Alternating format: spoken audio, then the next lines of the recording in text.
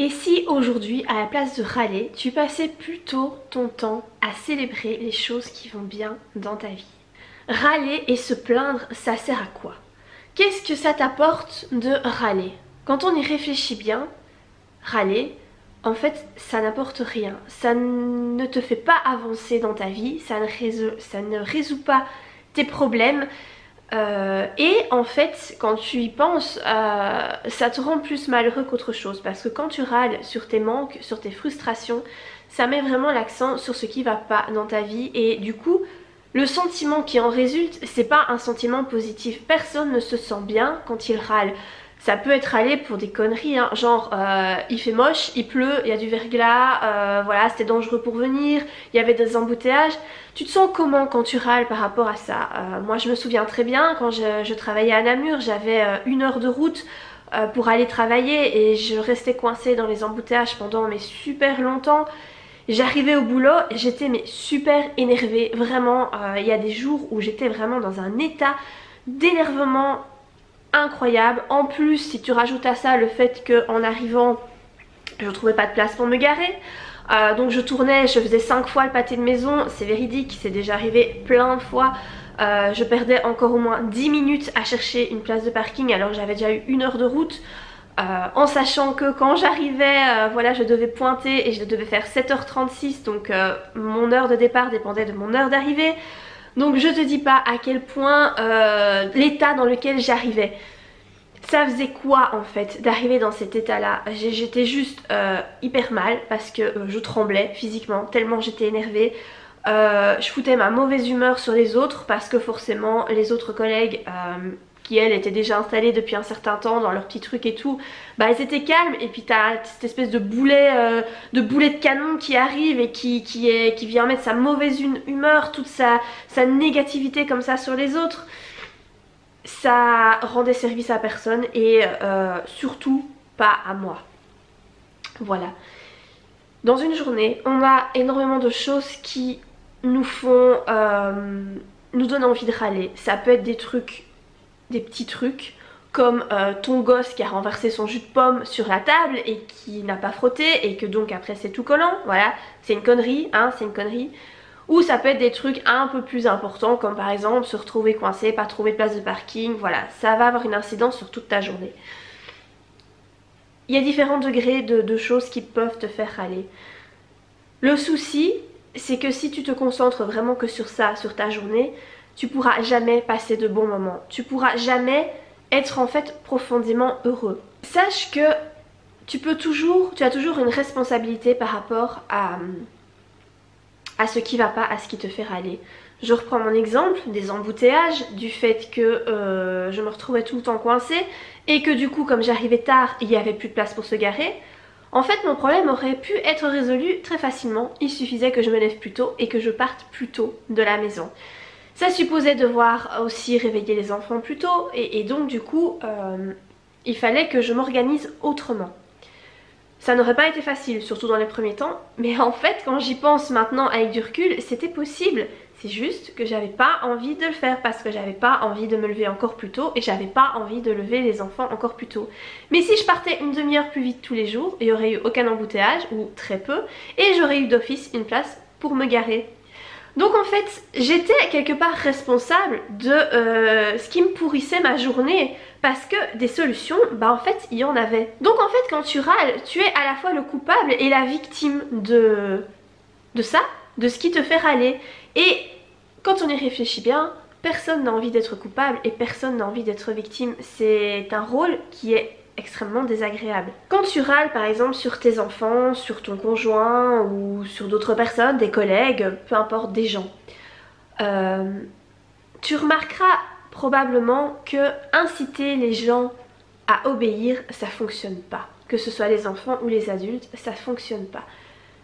En revanche, ce qui fonctionne plutôt bien, c'est de les inciter à coopérer avec toi. Leur expliquer les choses et leur expliquer en quoi leur coopération pourra t'aider à satisfaire tes besoins. Vois un petit peu avec tes enfants, tout simplement, ils renversent quelque chose, ils mangent un biscuit, ils foutent des crasses partout. Tu leur dis voilà, tu leur dis allez vas-y, va nettoyer.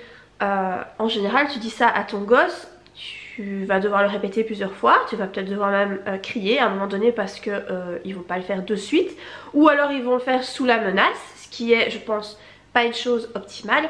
En revanche si tu leur dis voilà, je veux bien faire un jeu de société avec vous, mais là, c'est pas possible quoi. La table est en bordel, c'est dégueu. Moi, je fais le jeu uniquement une fois que la table, elle est rangée. En général, tu vas pas devoir le répéter, hein. Parce que voilà, tu sors la boîte de jeu, tu dis allez, voilà, hop, la boîte est là, je joue avec vous une fois que c'est rangé. Moi je peux vous dire qu'à chaque fois que je fais ça, mes enfants coopèrent du coup. Alors oui, certes ils savent qu'il y aura quelque chose derrière, ils le font parce qu'il y a quelque chose derrière. Mais ça peut être aussi, je leur dis voilà, le souper est prêt, j'aimerais bien pouvoir vous servir à table, mais c'est le bordel, donc je vous demande de ranger pour pouvoir manger. Ce genre de choses en général je dois pas me répéter, ça se fait tout de suite. Quand vous incitez les autres à coopérer, parce qu'il va y avoir quelque chose de positif derrière pour eux et pour vous aussi, ça fonctionne beaucoup mieux que quand vous leur demandez tout simplement d'obéir. Les gens aiment pas obéir, que ce soit les enfants ou les adultes, on déteste ça. Dans son livre Wake Up, Christine Lewicki explique que elle a remplacé ses râleries par des célébrations. Et elle s'est rendue compte que quand elle a fait ça, en fait, elle peinait à trouver des sujets de conversation avec les gens. Parce que, si vous faites attention, les gens adorent râler, adorent se plaindre, adorent mettre l'accent sur ce qui va pas, voilà. La météo, le parent qui t'a fait chier là avant que tu arrives à l'école, ton patron qui était tombé dessus alors que tu venais à peine de mettre un pied au bureau, tu rentres, ton gosse qui commence déjà à chouiner parce qu'il a faim, parce que ci, parce que ça. Bah en fait on adore se plaindre. Et quand tu arrêtes de te plaindre, quand tu décides que ça ne fera plus partie de tes conversations, bah ça devient compliqué de trouver des sujets de conversation. Et elle en fait elle donne une très bonne astuce pour remplacer ça, en fait les râleries. Elle dit qu'il faut les remplacer par des célébrations. Et la célébration c'est quoi? C'est en fait quelque chose de très simple, c'est juste le fait d'apporter de la gratitude dans nos conversations. Donc au lieu de mettre le doigt sur ce qui fait chier, tu mets plutôt le doigt sur ce qui est cool. T'arrives au boulot, il pleut, il fait dégueu, t'as froid, voilà, t'es de mauvais poil parce qu'il y a eu du brouillard, et parce que t'avais un papy devant toi qui avançait pas, et voilà. T'arrives, ça fait chier, t'as juste envie de te plaindre à ta collègue. Mais t'arrives et tu vois qu'en fait ta collègue elle a fait le café. C'est top. Alors au lieu de dire que ça t'a fait chier de venir travailler parce que sur la route, voilà, t'as eu 36 000 trucs qui t'ont pompé, bah tu peux tout simplement lui dire oh t'as fait du café, merci, c'est chouette. Tu te sers une tasse et la journée commence. Tu penses pas que c'est beaucoup plus positif de commencer ta journée en la remerciant d'avoir fait du café plutôt qu'en râlant sur le pu qui n'avançait pas devant toi? Je pense que sérieusement la journée sera nettement plus belle si tu mets plutôt l'accent sur un truc très positif quand tu arrives. Le truc c'est que comme on n'a pas l'habitude de mettre le doigt sur les petites célébrations de notre vie, au début ça peut être un peu compliqué de les remarquer parce qu'en fait il y a énormément de petites choses qui se passent dans ta journée qui sont extrêmement positives et qui méritent d'être reconnues.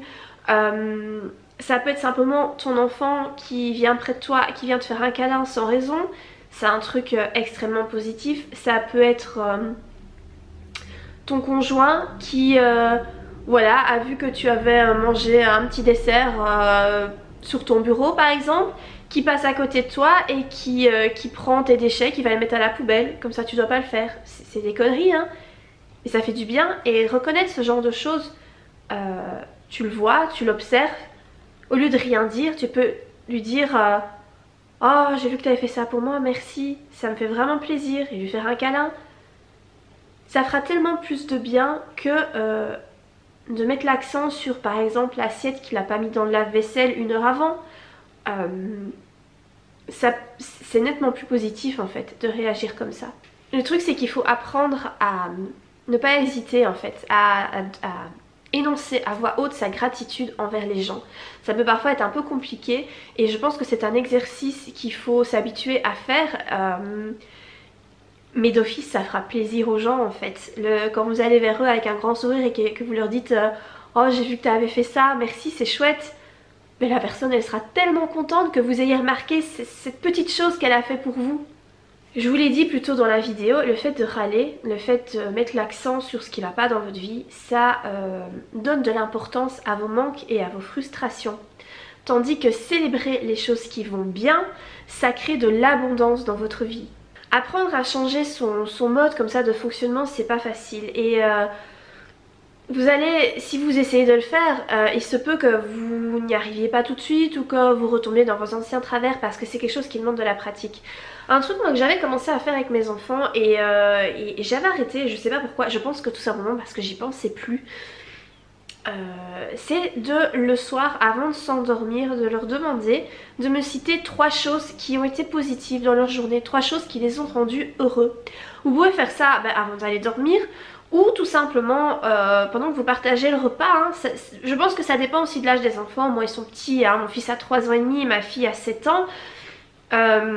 Ils sont encore petits, donc c'est vrai que moi je mettais plutôt l'accent là-dessus avant d'aller dormir. Comme ça je me disais ils partent dormir en gardant en tête quelque chose de positif. Et c'est vrai que c'était quelque chose qu'ils aimaient beaucoup faire. Mon fils avait un petit peu plus de mal parce qu'à 3 ans et demi, voilà, c'est sûr que il comprenait pas forcément que c'était 3 choses dans la journée même, donc il me citait 3 choses qui lui avaient fait plaisir dans sa vie. Mais voilà, je pense que ce qui était surtout important, c'est de mettre l'accent sur des choses positives. Ma fille, elle par contre comprenait bien que c'était 3 choses qui s'étaient passées dans la journée et parfois elle me citait des choses assez qui me laissait en fait pantoise quoi. Je m'attendais pas à ce qu'elle me dise ça si on avait fait une activité ou quoi. Je pensais qu'elle allait plutôt mettre l'accent sur l'activité qu'on avait fait, genre de truc. Et pas toujours, parfois c'était vraiment sur des trucs que moi j'avais à peine remarqué et qui en fait elle, a priori, elle avait rendu vraiment heureuse. Et voilà, instaurer ce petit rituel, ça peut être une très bonne idée pour s'obliger à célébrer les choses positives de la vie. Je vous avoue que moi c'est quelque chose que j'essaye de faire depuis quand même pas mal de temps, d'être positive et je pense que j'y arrive quand même plutôt pas mal parce que au boulot on m'a dit récemment qu'on m'appréciait énormément pour ma bonne humeur et pour mon sourire. Je pense que je suis quelqu'un qui râle très peu et qui met vraiment plutôt l'accent sur des trucs qui vont bien et je crois que ça fait du bien en fait à tout le monde de faire ça, à moi en premier lieu forcément, mais aussi aux personnes qui me fréquentent parce que ça leur donne en fait envie tout simplement de me parler et de venir près de moi. Je suis sûre que tout le monde a déjà connu ou connaît quelqu'un qui passe son temps à râler. Vous savez que si vous allez aller voir cette personne là d'office elle va te dire un truc qui va pas, elle va râler quoi, elle va dire ah photocopieuse qui va pas, j'en ai marre, mon PC qui a planté, nanana nanana. D'office elle aura un truc voilà, qui va pas. Quand je travaillais dans un hôpital, j'avais un médecin comme ça, c'était d'office. Tu la voyais entrer dans le bureau, tu savais qu'elle allait tomber dessus, qu'elle allait râler pour un truc. C'était d'office, tu le savais. Et en fait tout ce que ça faisait c'était que t'essayais de l'éviter quoi. Moi quand je voyais qu'elle allait rentrer dans le bureau je me dépêchais de partir parce que je voulais juste pas la voir, parce que je savais qu'elle allait râler et j'avais pas envie de l'entendre. Donc tu vois, si t'as un comportement comme ça où t'as tendance à tout le temps râler, les gens ils vont te fuir, ça n'apporte rien à part du négatif. Donc voilà, c'était mon message pour aujourd'hui, une petite prise de conscience que j'ai eue aujourd'hui par rapport à ça, le fait d'essayer de célébrer au maximum ce qui va bien et de se forcer à mettre l'accent sur les bonnes choses et pas sur ce qui va pas. Voilà, des choses qui vont pas, on en a tous et c'est pas possible de pas en avoir parce que forcément t'as toujours un aspect de ta vie qui va moins bien qu'un autre et parfois tu es impuissant parce que ça dépend pas de toi. Mais il faut essayer vraiment de ne pas se focaliser là-dessus et de plutôt mettre l'accent sur ce qui va bien. Je pense que la vie peut beaucoup changer grâce à ça et surtout influencer ta famille. Moi, ma fille, je trouve que c'est un enfant qui râle beaucoup. Elle râle énormément et je me dis que ça doit certainement venir de quelque part. Et comme elle vit avec moi la plupart du temps, je me dis que ça doit être de moi que ça vient parce que je vois pas où elle pourrait voir ça en fait. Donc voilà, observe aussi un petit peu tes enfants, s'ils ont tendance à beaucoup râler, demande-toi mais d'où ça vient. Forcément ils doivent prendre exemple sur quelqu'un, si c'est pas sur le papa, c'est peut-être sur les grands-parents ou alors c'est peut-être sur toi. Donc voilà par rapport au message du jour, j'espère que cette vidéo vous aura aidé, vous aura peut-être ouvert les yeux sur certaines choses et surtout pourra vous permettre de passer de meilleures journées et d'être un petit peu plus heureux. J'espère en tout cas qu'elle vous a plu. Si c'est le cas, n'oubliez pas de la liker. Moi je vous dis à très bientôt pour de prochaines vidéos. Bye!